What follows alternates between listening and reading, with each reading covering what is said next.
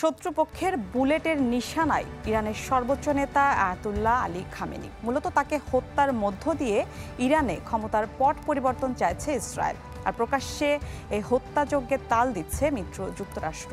ঘরের শত্রু ইরানের সাবেক যুবরাজ রেজা পাহলভিও দেশটির শাসন ব্যবস্থা পরিবর্তনে পশ্চিমা কূটচালে পা বাড়িয়েছে। এসএমসি ওটসালাই এলো আরো উন্নত নতুন প্যাকে, জীবন বাঁচায়, জীবনকে এগিয়ে নিয়ে যায়। 13 জুন প্রথম প্রহর থেকে ইরানে নজিরবিহীন হামলা চালিয়ে যাচ্ছে তেল আবিব।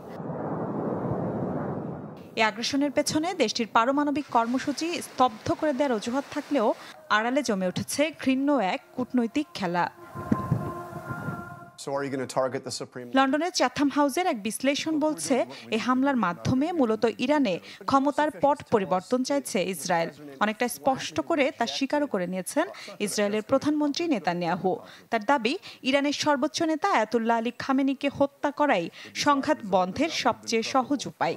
খামেনির পরিণতি সাদ্দাম হোসেনের মতো হবে বলে হুঁশিয়ারি দেশটির।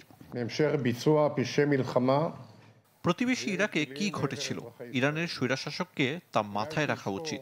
সাদ্দাম হোসেনের মতোই তার পরিণতি হবে।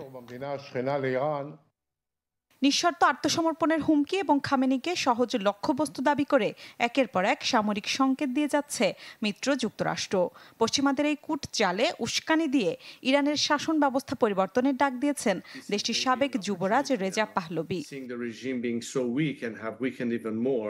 ইসলামী প্রজাতন্ত্রের পতন শুরু হয়ে গেছে। এটা খামেনির একার যুদ্ধ, ইরানের জনগণের নয়। এখনই সুযোগ উঠে দাঁড়ানোর। বুলেটের নিশানায় থাকা 86 বছর বয়সী খামেনি এখন অবস্থান করছেন তেহরানের উত্তর পূর্বে লাভিজান এলাকার গোপন ভূগর্ভস্থ বাংকারে।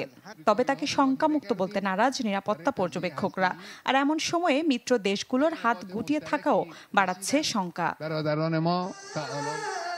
ইউরোপীয় আন্তর্জাতিক যুদ্ধ আইনে রাষ্ট্রপ্রধানদের হত্যা চেষ্টা দীর্ঘদিন ধরেই নিষিদ্ধ। তবে 2001 সালের পর ওয়ার অন টেরর নামের এক বিশেষ যুদ্ধনীতির আড়ালে সেসব নিয়ম ভাঙার নিয়ম চালু রেখেছে বিশ্ব মোড়লের ভূমিকায় থাকা যুক্তরাষ্ট্র। নীলা খন্দকার, চ্যানেল 24।